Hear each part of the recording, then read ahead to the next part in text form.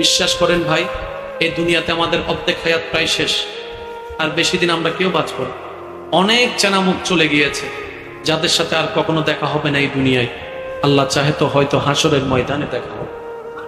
কত ভালোবাসার চেহারা হারিয়ে গেছে, কত প্রিয় মুখ হারিয়ে গিয়েছে, কত চেনা চেহারা হারিয়ে গেছে, এমন ভাবে হারিয়েছে এখন আমাদের মনেও পড়ে না।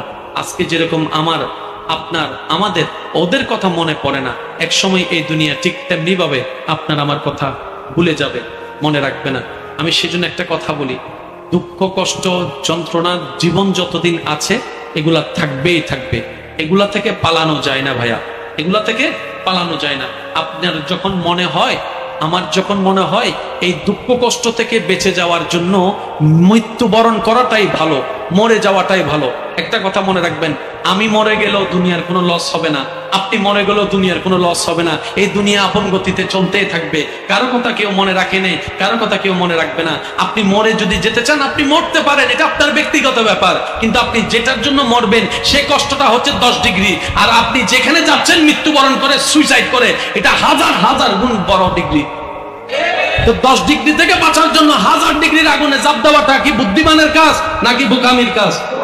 আমি করে বলেন না, দুনিয়াতে যখন পুরো দুঃখ কষ্ট লেগে মনে আঘাত লাগে, তখন কারো না কাউকে জড়াই ধরে হলে একটু কান্না করে হালকা হওয়ার সুযোগ, কারোর সাথে শেয়ার করে একটু হালকা হওয়ার সুযোগ, কিন্তু ওই কবরে কষ্ট পাইলে কারোর সাথে শেয়ার করার সুযোগ, কাঁধে মাথা রাখার সুযোগ, বুকে মাথা রাখার সুযোগ।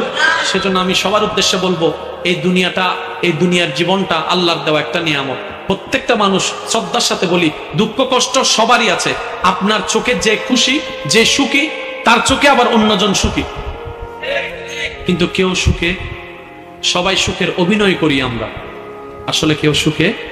হ্যাঁ, একটা কথা মনে রাখবেন, হাজার সুখের রাজ্যের ভিতরে সবকিছুকে পিছনে ফেলে আপনি জীবনের যে মুহূর্তটা রবের দরবারে নামাজের মাধ্যমে সিজদায় দেন, এর চেয়ে বড় শান্তি, আমি আওয়াজটা শুনতে চাই, এর চেয়ে বড় শান্তি।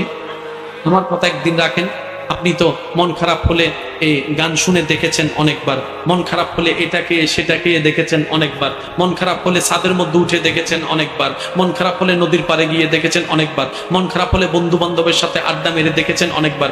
এমনও তো মন খারাপ হয় বন্ধুদের সাথেও কথা বলার আগ্রহ থাকে না। আমি শ্রদ্ধার সাথে একটা অনুরোধ করব, যখনই দেখবেন মনটা বেশি খারাপ হয়ে গিয়েছে, একটা কাজ করবেন, শুধু একটা কাজ, সেটা হচ্ছে সমস্ত কিছুকে পিছনে ফেলে যাই নামাজটা পিছিয়ে রবের দরবারে সিজদায় চলে যাবেন, রবের দরবারে সিজদায় চলে যাবেন। সুবহানাল্লাহ, রবের দরবারে সিজদায় চলে যান। হ্যাঁ, কিচ্ছু পড়ার দরকার নাই, আপনার কিচ্ছু বলার দরকার নাই, কপালটা রবের দরবারে লাগাই রাখেন, নাকটা মাটিতে লাগাই রাখেন, নাকটা মাটিতে লাগাই রাখেন, হাতটা মাটিতে লাগাই রাখেন, নিজের মন ব্রেন সবকিছুকে রবের দরবারে ঝুঁকাই দেন।